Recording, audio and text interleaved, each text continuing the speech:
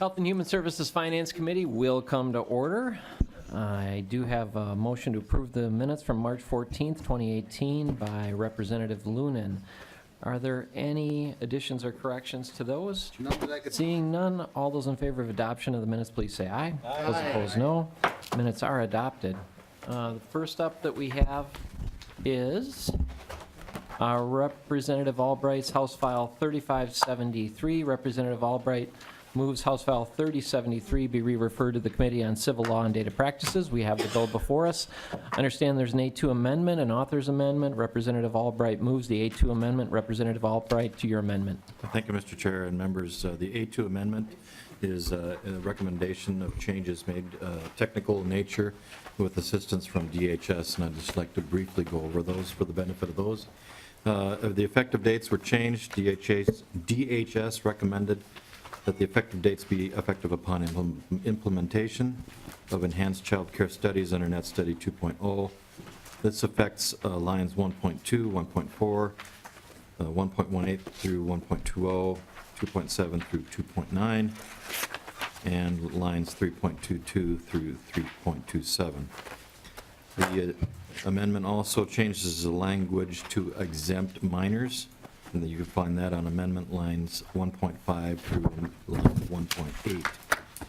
As written, the bill partially exempts minors from submitting study information through counties. The language makes changes so that both minor and adult studies go through the counties for ease of provider and county implementation. You'll find this information in the amendment on lines 1.15 through 1.17, as well as lines 1.21 through 1.22.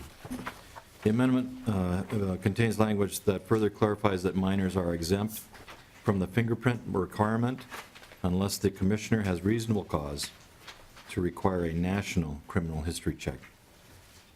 You can find that on amendments on lines in the amendment 1.9 through 1.12, 2.1 through 2.6, and 3.15 through 3.19. BCA will no longer be sharing offender status information with DHS for studies conducted using a name and date of birth. This data point indicates if a person who has a criminal record in Minnesota also may have a criminal record in another state. In order to prevent the loss of this information, DHS recommended adding language to the standard for reasonable cause that permits DHS to conduct a fingerprint-based FBI record if a minor has a criminal record in Minnesota. And you can find that information in the amendment on lines 2.26 through 2.28. Members, this is a good bill. It represents the work of all stakeholders to this language. It is now non-controversial. And as others have said, many states are doing similar practices. We should do the same. It does not have a cost, and I would appreciate your support. Thank you. Questions for the A2 amendment? Representative Loeffler. Thank you, Mr. Chair, and Representative Albright. I don't have any problem with the intent of the bill. I just think I heard you say that this transfers the responsibility for the background check back to the counties, and is there an estimated workload or impact on them, and how is that to be handled? Representative Albright, or if somebody from the department could answer that question.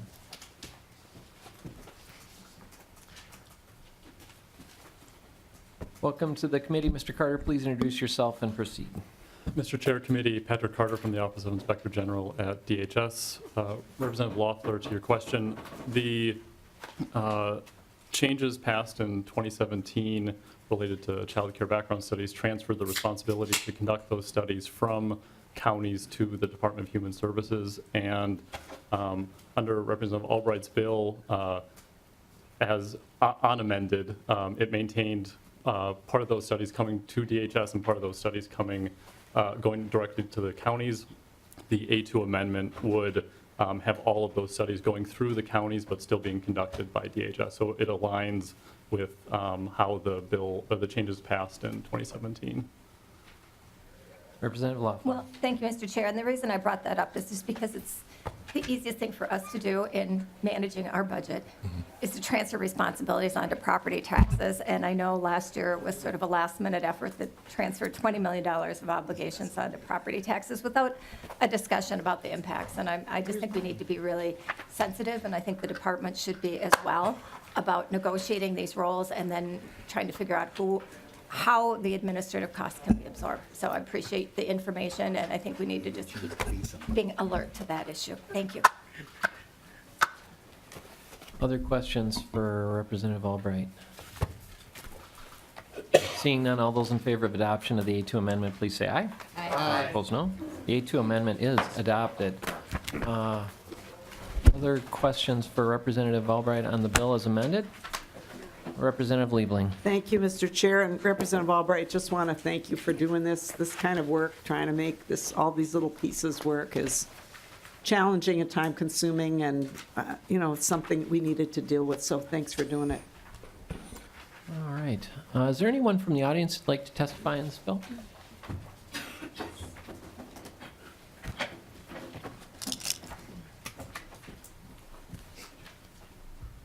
Welcome to the committee, Ms. Seidel. Please introduce yourself for the record and proceed.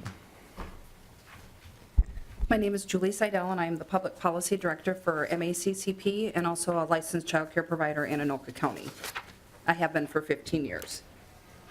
After some compromise, we are encouraged to see the Department of Human Services testify in favor of the Senate language to repeal this requirement last week, removing any opposition in the Senate. Excuse me. It passed through the final committee with unanimous bipartisan support and the blessing of DHS. We came here today to ask for similar support from the House, and from what we understand, it sounds as though identical language will be adopted so this repeal can pass quickly and without controversy or the need for conferencing.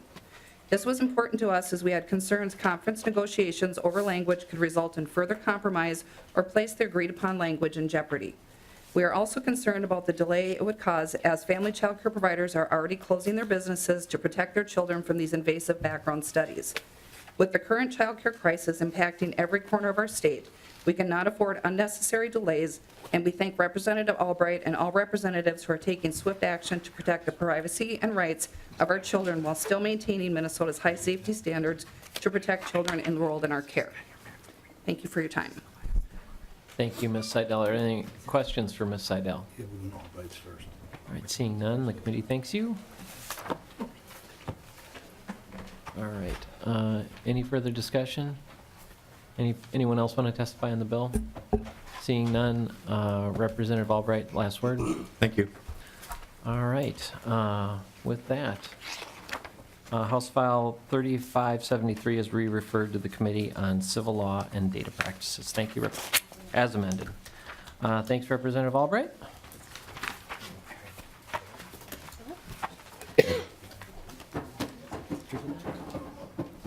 We didn't. We need to. All right, the motion is to re-refer the Committee on Civil Law and Data Practices. All those in favor, please say aye. Aye. No? All right.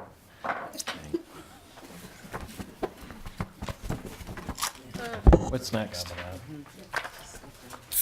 House File 2920, Representative Kiel. I will move House File 2920 be re-referred to the General Register. We have the bill before us. Representative Kiel, your bill. Thank you, Mr. Chair, and good afternoon, members. House File 2920 was brought to me by the Episcopal Church Home. The bill increases the skilled nursing facility property rate for Episcopal Home through the existing moratorium exemption appropriation. Can't even talk. A number of years ago, Episcopal Homes completed renovations to better serve elders in the St. Paul Midway area. Unfortunately, this renovation put them at a property tax rate maximum. Having reached, not tax rate, property rate maximum. Having reached the maximum with the current rules, The state property rate system does not fully recognize the cost and the debt associated with maintaining and improving an older building. This makes it difficult for Episcopal Homes to make the necessary improvements to best serve its clients and broader community. I have with me Marvin's packet, and, but we just wondered if there was any questions for either one of us. All right, questions? I should note there's no fiscal note. I think there's no Or there fiscal is a cost. fiscal note, there's no, it's zero. Thank you. All right. Any questions? Representative Liebling. Thank you, Mr. Chair, and so I'm just, now, we just got the fiscal note, and I'm noting on page 4, it talks, there's zero cost to the state, but I mean, there is this cost to this fund, to the moratorium funding, and it's, looks like $149,000 annual cost. So I'm just curious, maybe if I read this whole thing, if I had time to read it, I'd understand all this better, but how much is in the fund right now, Representative Kiel, if you know, or maybe staff knows? I would have to ask staff. Oh, they don't- Would somebody from the department or MDH have an idea on that? Is it? Oh, there we go, yeah. Yeah, actually it is in there. Oh, it's in here? Page 4 of 7, line 5, looks like Right $1,040,091. here. $1,040,000. Is that right? Yeah, brief explanation of what we do here. Go ahead, Doug. Mr. Chair, Representative Liebling, just for members, some members probably have seen this before and some have not. We periodically, but not on a regular basis, allocate money for nursing home moratorium exceptions as part of the budget. And the last time we did that was, I think, maybe 2 years ago. And at that time, we allocated, I don't remember, probably $1.5 million or $2 million to cover the next couple years of projects as they got approved. And so this is what's sitting there. So it's actually general fund money that we allocate to medical assistance costs when we do it, which is held in reserve here for the cost of each individual project as they have an impact. They're given an exception and it has an impact on our MA bill. So we've effectively paid the MA cost in advance. Representative Liebling. Thank you, Mr. Chair, and thank you, Mr. Berg. That is helpful. And I'm wondering whether, maybe I asked this before, but I still don't really know the answer, and maybe you can answer it, or maybe DHS can answer, but are there any standards in place for us to make these decisions? Because it always seems, whoever comes with the bill gets the money, and I just never know how I'm supposed to evaluate whether this one should get it or that one or none, or, is there anything that you're aware of or that other staff are aware of that kind of guides these decisions? Ms. Brenny, could you, if you could Good care to answer that, or My maybe name is Kim introduce Brenny. yourself first? Absolutely. Thanks. Kim Brady from the Minnesota Department of Human Services, and I work in the Nursing Facility Policy and Rates Division.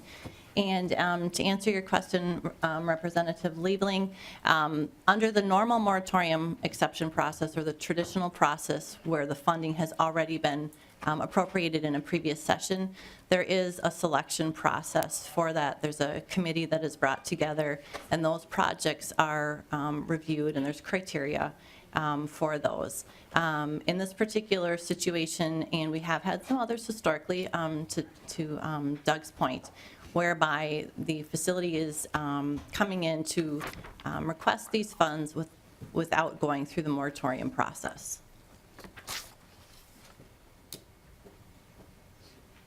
And Mr. Representative Chair- Liebling. Thank you, Mr. Chair. Could you just explain, so why would somebody be doing it that way as opposed to the other way? Is it just a matter of timing? I just don't know as a legislator this comes to us as a bill for a vote, and I just never understand how I'm supposed to decide whether this is a good project or a bad one, or somewhere in between, or if the amount of money they want is the right amount, or any of that stuff, other than, who's carrying the bill, maybe, or something like that. So can you just give us a little more on that? Ms. Brenny? Mr. Chair, members, I can certainly try to. And thinking back to some of the other occasions, it seems to be, there's not a one answer covers all. In some cases, it may be timing. In some cases, it may be that they've completed a project through the moratorium process, and the project ended up costing more than what they had estimated it would when they had asked for the moratorium funding initially. So I know we've had that happen a couple of times also. So I haven't done a full analysis to review every reason why any facility has come forward to seek money from the moratorium exception appropriation outside of the moratorium exception process. But I do know that there's been a couple of different circumstances in recent years. Thank you, Mr. Chair. Other questions? All right, seeing none, does anyone else want to testify on this bill? Seeing none, final word, Representative Kiel. I would ask you to support this bill. All right, with that, I'll renew my motion that House File 2920 be re-referred to the General Register. All those in favor, please say aye. Aye. Those opposed, no. Motion prevails. Bill is re-referred. Next up. Representative Schomacker, House File 3170. And as Representative Schomacker is making his way to the testifier's table, Representative Schomacker moves that House File 3170 be laid over for possible inclusion in Health and Human Services on this bill. We have the bill before us. Representative Schomacker, to your bill. Thank you, Mr. Chair. I always take imitation as the greatest form of flattery, so I appreciate the introduction there. House File 3170 is really an idea for a larger discussion on how we do our grants program in the state. And basically what it's trying to do amongst some of the reporting requirements is really get down to this idea that the legislature should have some kind of input if a department is going to be applying for a grant that's going to obligate state funds in future legislative sessions. And there are a few points here with that. There wasn't any in particular piece that brought this to the attention, to my attention, to the legislature's attention, but just wanted to bring it up as a point of discussion in the law that we currently have, especially around the Legislative Advisory Commission. We don't have anything that speaks to this at all. It's pretty silent on this particular issue, and so this bill is going to try to address that. We do have testimony from the department today. They're going to talk about the cumbersome nature and how fluid the grant process can be and how this may hinder some of that. I'm looking to work with the department as much as we can on this to get something that can apply for that accountability and then also be workable for the department. And so I'd welcome them to come and offer their testimony. All right. Welcome to the committee, Commissioner Pollack, sorry. Not quite that high ranking yet. Mr. Chair, Deputy Commissioner Dan Pollack, Chair Schomacker, thank you for your bill. I'm pleased to hear that Chair Schomacker is willing to work with us on this. I think the bill as drafted does have some problems. So as you all know, MDH has really a very strong record of transparency and performance and national recognition when it comes to seeking and receiving awards of federal funding. For fiscal year 2017, we applied for 103 federal awards and had a success rate of 97%, 100 out of 103. Federal funding at MDH represents about half of our annual operating budget, $255 million in FY17, and of that, about 64% goes out the door as grants or aid to individuals. Most of our federal funding opportunities are competitive awards, and they do require strong and time-sensitive applications. Even longstanding formula awards can require annual applications and updates on our outcomes. So current law, which is the Legislative Advisory Commission law, does provide the legislature with a lot of oversight opportunity over federally funded activities at MDH. Just a quick rundown of how that process works today. Our programs would identify a federal funding opportunity. We would submit a complete and timely application. We then await a federal agency's award, which is also subject to kind of the changing winds and whims of the congressional appropriations process. No easy task. Then we'd receive a notice of a federal funding award. We would review that award with Minnesota Management and Budget. We determine whether the funding will be submitted to the legislature and the governor's budget under section 3.3005 subdivision 2. We would analyze whether the funding will arrive to Minnesota more than 100 days before the next session under subdivision 6. We submit the funding for review by the Legislative Advisory Commission members. We await the LAC members' recommendations for 10 days under subdivision 5, and then wait for an additional 20 days under subdivision 4 or subdivision 6 if not urgent, and then basically find out if we're allowed to spend the money we received. If it sounds confusing, that's because it is. As written, I appreciate the indication to work with us on it. I don't think the bill currently in front of you really simplifies the process. Unfortunately, I think it adds kind of another layer.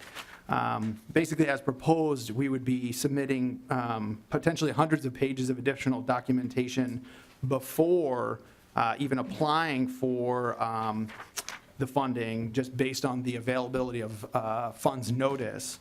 And that would be an additional process requirements that could actually mean documentation to the LAC on a weekly basis and possibly daily during certain times of the year when the funding becomes available. I would add that our success with federal funding opportunities is really a good thing for the people in this for the members on this committee because it reduces pressure on the state's budget. If you consider recent examples where we had success, it was in the areas of tuberculosis prevention, suicide prevention, our Ebola response funding, Zika emergency funds, which had an 8-day window, opioid morbidity, diabetes and hypertension prevention, epidemiology and lab capacity, and foodborne illness, just to name a few. The overwhelming majority of these awards do not require state matching dollars or any maintenance of effort, and that is something that we do disclose already under the current LAC process. What I would say is if we don't have changes to the bill, it's unfortunately likely to have a chilling effect on our ability to apply for federal funding, and that could actually end up in increased costs or increased requests for funding on the state's budget, on the general fund. So we do fully respect the legislature's oversight role. We want to be in full compliance with the existing law, with the Legislative Advisory Commission work and the review of federal funds that are received, a completely appropriate role, we understand. And we're happy to work to address any information gaps or details that you feel the current law doesn't provide to you in your decision-making process. Thank you, Commissioner Pollack. Are there questions? Representative Pinto. Thank you, Mr. Chair. So I hear from Deputy Commissioner the problems this would cause, and I guess this is to the bill's author, to Chairman Schomacker. Is there an example of a specific situation or specific problem, like kind of a concrete example that this would solve? I'm just wondering, because it does seem like quite an infrastructure. I'm wondering, has there come a particular example where the department applied for something that this would have somehow prevented or something like that? Representative Schumacher. Thank you, Mr. Chair. Representative Pinto. Nothing specific on this. It's that the statute doesn't speak to this at all, and the obligation of future budgets on what we have here. I would agree with most of what Deputy Commissioner Pollack had to say about the work that they're doing on the funds that they've been able to get, and that this bill probably reaches a little bit too far in that process. But we'll be working with the commissioner and the department to get something that is workable, so that we have the information that we really should have on just what obligation these grants could lead for us in the future. Follow up, Mr. Chair. Thank you, Mr. Chair. So it sounds like from what the Deputy Commissioner said that there really is good information the legislature has once the application's been made, et cetera. and I really appreciate that the plan is to work on this. I guess I feel like our constituents don't want us to add additional layers of process if there's not a need for it, and there certainly may well be, but if we can't identify a specific need, something where we say, boy, without this has been a problem, I guess I worry that we're burdening the process unnecessarily and actually getting in the way of the department doing the work that it needs to do. So I appreciate, Mr. Chair, that you're going to work with the department on this. Thank you, Mr. Chair. Representative Loeffler. Oh, I'm sorry. Oh, I think Representative Halverson. Thank you, Mr. Chair, and Representative Schomacker. Trying to understand a little bit about how this could work. When the Legislative Advisory Commission meets, when we are not in session, do they get travel expenses and per diem, et cetera, as we do for other meetings, or how are they reimbursed when they meet? Representative Schomacker. Mr. Chair, Representative Halverson, it's my understanding that they do not get reimbursements for the meetings. Okay, thank you, Mr. Chair. I was wondering about how we were going to, if there was going to be additional cost to this, because it certainly seems to me that the LAC is going to need to meet a lot with regard to the number of requests that the Department of Health makes. It surprises me that they don't get reimbursed for mileage and stuff. It seems like every other meeting that we attend, we do. That confuses me a bit, but it does seem like this would be more meetings than we could be attending. I can't even imagine how many meetings this would be. Maybe Mr. Pollack can answer, how many grants does DHS apply for in a year? Or MDH, I'm sorry. Acronym. Commissioner Pollack. Mr. Chair, Representative Halverson, I mean, just using last year as a guide, with 100 federal applications, 103 applications, 100 were approved. So under this bill, we would be doing everything that you see under the new paragraph B 100 times. We would be giving information about the purpose of the requested funds, the history of the federal funds provided for the same amount, total amount, et cetera, everything you see in paragraph B. So somebody would need to read that and approve it or disapprove it 100 times. And sometimes these do stack up all kind of the same time of year because of the federal cycle. The federal budget is a little bit in chaos right now just because there's been a lot of continuing resolutions. So you could have a situation where there's a CR, and then they tell us the award is now, you have 8 days, or you lose it for a year or maybe longer. Well, thank you, Mr. Chair. This really sounds like the opposite of creating efficiency in government. It sounds like it will create a lot of chaos and extra work, which translates into extra dollars when we're talking about staff time. So very confused about how this would be helpful. Further discussion. Representative Loeffler. Well, thank you, Mr. Chair, and Representative Schomacker. I'm still struggling with what we hope to gain from this, because it sounded like, and we're not the Government Operations Committee, but if you're serious about this, I would really have us consider recommending it go to them, because we have a uniform process right now for all state agencies, and if every committee here created its own process for the Department of Transportation or Public Safety or whatever, it would become really difficult. And so I'd respectfully ask, if you're not just throwing this out as a try a balloon, a concept, that if it's something we're going to seriously look at, that you might want to think about going there, because they really do manage that.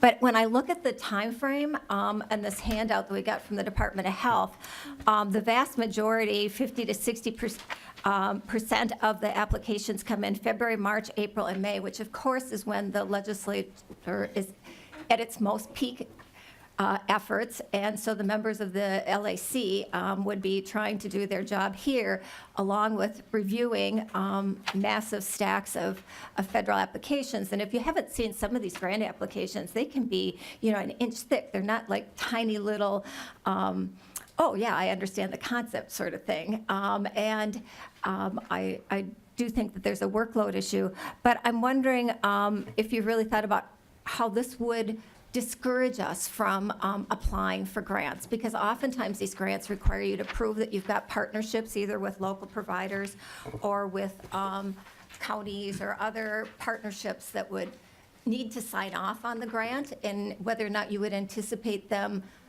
building those networks while they're waiting for permission, or how would you envision that they would have to get the permission of the LAC before they talk to potential partners in the implementation? Representative Schumacher. Thank you, Mr. Chair. Representative Loeffler, obviously the intent isn't to reduce the number of grants that are applied for to disrupt the collaborative work there. The information we're trying to get with this is just what obligation the state may have moving forward were this grant to be applied for. And we want, that's what we're looking for. Representative Loeffler. Well, thank you, Mr. Chair. The only language that I saw in your bill that really deals with this is whether there's a state commitment of funds or personnel required after the grant expires. And Deputy Commissioner Pollack said that most of these grants don't have any maintenance of effort or ongoing obligations with them. So it may, I'm confused as to really what the ongoing risk is to the state on these grants.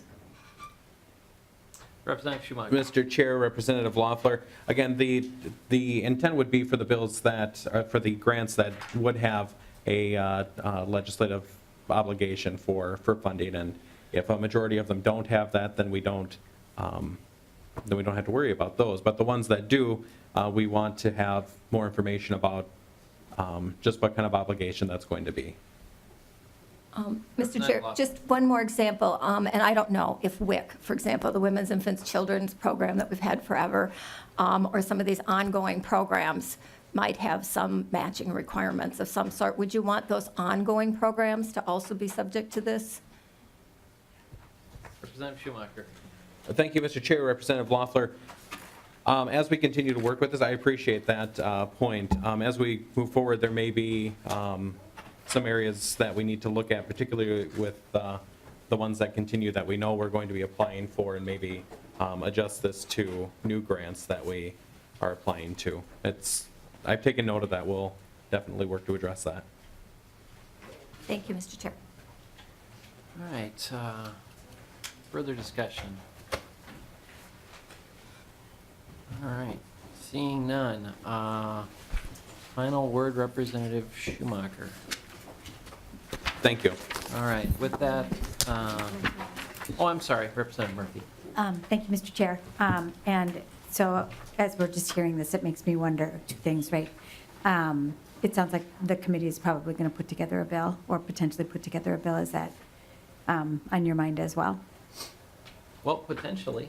Right now, we've got a couple bills out there. We don't have a target. We're just, got some things out there, so. Okay. And Mr. Chair, it seems to me that this legislation would probably need to visit other committees.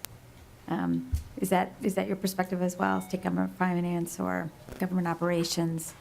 Are there other committees that it seems like this should be before, since we're talking about the way that the legislature is contemplating this? Well, right now, it's just hanging out here. But if you would think that it needs to go somewhere else, I'd be happy to chat with you about that. Yeah, I think that'd be a good idea, Mr. Chair. Sounds good. Yeah, Yeah, we're going to lay it over for today. yeah, I gotcha. All right. With that, for the next, House File 3170 is laid over. We'll be hearing capital requests in the next couple of days. And just as last time, we're not going to be voting on those capital investment bills. We'll just hear them, and then so we'll just give them a hearing in this committee, and that will be tomorrow and Thursday. And with that, our meeting is adjourned. Thank you.